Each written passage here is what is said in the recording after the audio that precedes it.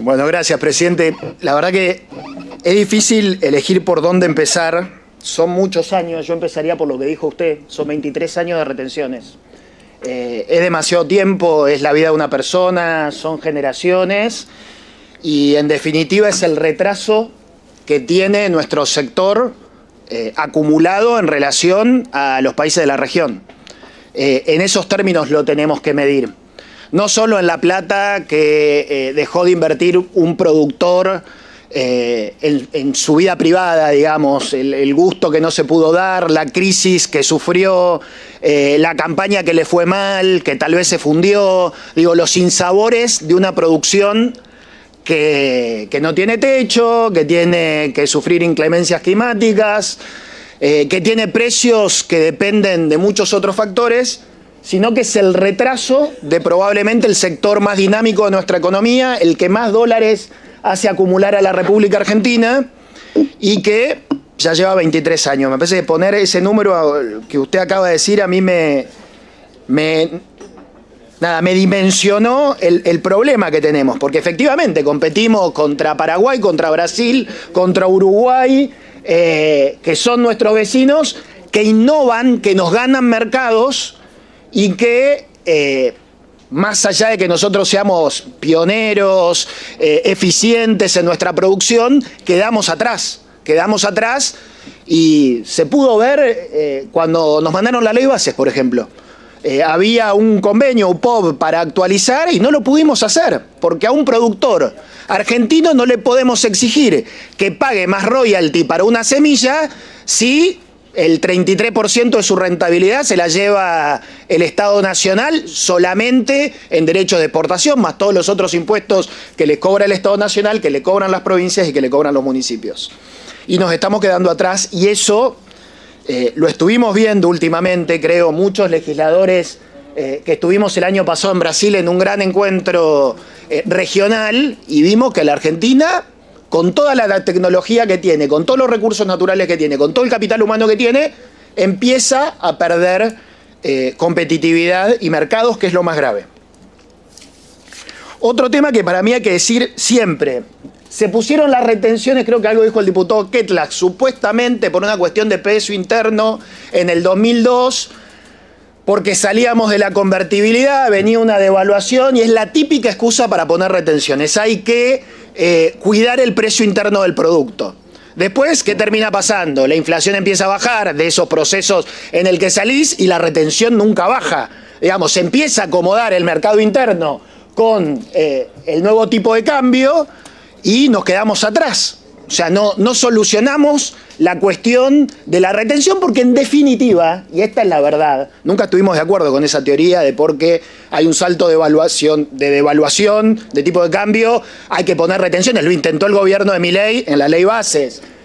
Devaluación en diciembre de 2023 de, bueno, más del doble y retenciones de al menos el 15% para cualquier producto agropecuario, pero además para cualquier producto agropecuario. En algunos casos se duplicaba la retención. Son excusas porque en realidad siempre es fiscal la discusión. Siempre es fiscal y el campo lo prueba la intención del gobierno de Milei en diciembre de 2023, el eslabón más fácil de cortar, lo prueba la 125. En ese momento hubo un problema fiscal que se le ocurrió al gobierno de Cristina ir por las retenciones, porque el campo está atomizado, son muchos productores. Con todo respeto, las gremiales a veces dan un poco que desear, lo digo con el mayor de los respetos, pero no siempre representan bien. Entonces se empieza por ahí. Solamente se asustaron los gobiernos bastante en el 2008 porque los que tenemos algo de memoria recordamos lo que fue ese conflicto. Pero cuando cambian los gobiernos se vuelve a pensar en el sector para una recaudación rápida. Y nos podrían haber dicho, no se iba a animar nunca Toto Caputo a decirlo, pero nos podría haber dado el mismo argumento que dio el gobierno de Duhalde. No lo dio porque le da vergüenza, pero más o menos iba a ser ese, que bueno, hay un salto de tipo de cambio, hay que ver el precio interno y demás. La discusión es fiscal y es constitucional también. En el año 2010 y quiero hacer un poquito de repaso. Nosotros tenemos 2 proyectos en tratamiento porque siempre le estamos buscando la alternativa legislativa al conflicto de retenciones. Me voy a remontar más atrás, año 2005, 2-3 años después de que se ponen las retenciones. El gobierno de Kirchner, por una cuestión populista, no ya fiscal, dice bajamos el peso de faena del ganado porque empezaban a brotar la inflación y quería un shock de demanda, ¿no? Ahí nuestro partido, la Coalición Cívica, empezó con un eslogan muy sencillo: dejar en paz al campo. Hablábamos de retenciones y hablábamos de estas medidas y de cómo se usaba el agro para definir cuestiones económicas del día a día. 5 años después se caen las facultades delegadas en este Congreso. Empieza a gobernar la Cámara de Diputados una oposición muy distinta. Y las facultades delegadas que se iban prorrogando, entre las que se prorrogaba el artículo 755 del Código de Aduanero, se habían caído. De hecho, hoy están caídas. Si uno, por más, hay 2 o 3 hipótesis sobre la facultad del Poder Ejecutivo de establecer retenciones, diría que en cualquiera de los casos nunca las puede subir. Algunos creemos que se pueden bajar porque nadie se agravia de una baja, nadie va a ir a litigar contra eso. Otros creen que ya están caídas, pero bueno, se siguen cobrando. Y hay algunos precedentes judiciales que permiten cobrarlas. Pero ahí, año 2010, una vez caída, nuestro partido, nuestro bloque, en cabeza de la exdiputada Carrió, empezó a presentar distintos proyectos con distintas alternativas: eliminar todo, dejar 25 para la soja, bajar un poco, eliminar el artículo del Código Aduanero, alternativas que fuimos cambiando, adecuando según el contexto. Uno siente siempre que se queda corto, ¿no? Pero se intentó muchas veces. Cuando empezaron a bajar los precios internacionales, no estoy hablando del gobierno de Milei, estamos hablando del gobierno de Alberto Fernández, retomamos varias de esas iniciativas con distintas alternativas.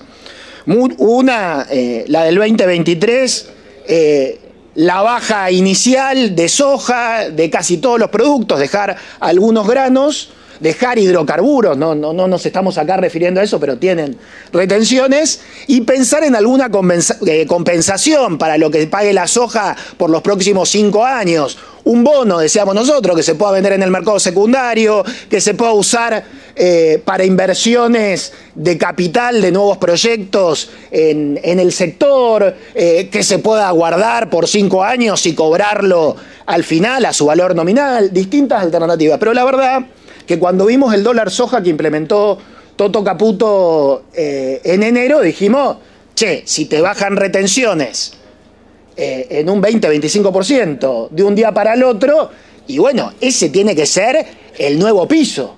Entonces presentamos este proyecto que usted pone en tratamiento y me parece súper oportuno. ¿Para qué? Este dólar soja, y digo dólar soja porque nosotros respetamos el programa de estabilización de la inflación del gobierno, pero tiene un agujero. Tiene 2 anclas: el déficit fiscal, es decir, hay superávit, un ancla enorme, poderosísima, y tiene un tipo de cambio, llamémosle fijo, algunos dicen atrasado. A nosotros no nos importa dar esa discusión, porque la verdad que es el gobierno el que tiene que armar el programa de estabilización.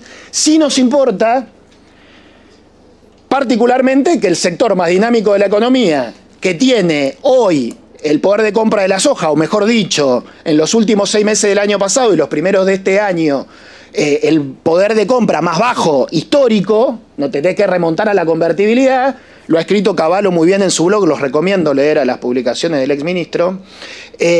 Bueno, poner esa base, y esa base que el gobierno puso en esta baja, hacerlo permanente, porque la inconsistencia del programa económico, se lo está diciendo el fondo, se lo dice Cavallo, se lo dicen otros, no es el tipo de cambio o el déficit. Esas son tal vez las virtudes o las anclas, llámenla como quieran, no soy economista, no me atrevo a calificarlo, es que el Banco Central no acumula reservas.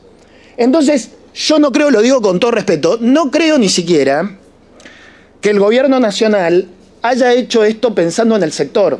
Y no es por hablar mal del gobierno nacional, creo que lo hizo porque necesita acumular reservas y por eso le puso una fecha de vencimiento a esta baja temporal de las retenciones. Es liquidar ahora, necesito plata, tal vez con el acuerdo con el fondo consigo un puente, pero otra vez el agro tiene que ser el puente para llegar a después de las elecciones a seguramente una nueva fase del programa de estabilización.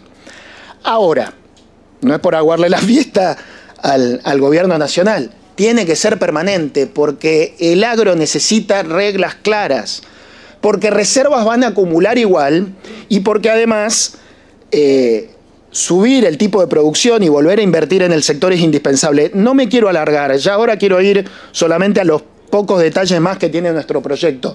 Nuestro proyecto toma el decreto del Poder Ejecutivo de este año, de enero, lo hace permanente, lo pone como piso y todos los años pretende bajar un 20% de la alícuota. Esto tiene un costo fiscal, según nuestros cálculos, del 0,3% del PBI. Fue muy claro el diputado Mirabella, la verdad que del gasto tributario nos venimos ocupando hace varios años. Tierra del Fuego es un ejemplo, pero hay más cosas para buscar. Y si algo nos llevamos, o por lo menos yo, en nuestro trabajo parlamentario, es haber logrado que este estudio que hace y que citó el diputado Mirabella, la oficina de presupuesto se haya vuelto permanente. Nosotros tenemos que revisar gasto tributario, pero tenemos que revisar en términos generales la asistencia a todos los sectores de la economía. Es increíble que haya sectores que están asistidos por encima del valor que agregan.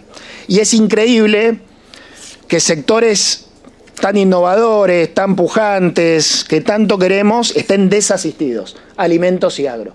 Y tenemos que poder no solo revisarlo, tenemos que poder exponerlo y tenemos que poder dar esta discusión no solo en el Congreso, sino en todos los ámbitos de la producción. Hay sectores, no importa, el calzado, la indumentaria, Tierra del Fuego con la electrónica, en fin, cantidad de sectores que ya no agregan valor y en los que se gasta mucha plata. Hay sectores que agregan valor, que están desasistidos, que están perdiendo mercados, que están sufriendo las inclemencias del clima, que no tienen un precio internacional que los favorezca y que además tienen un tipo de cambio que hoy no los ayuda. Entonces, demos la discusión seriamente, presidente. Me alegro mucho que haya abierto la posibilidad. Muchas gracias.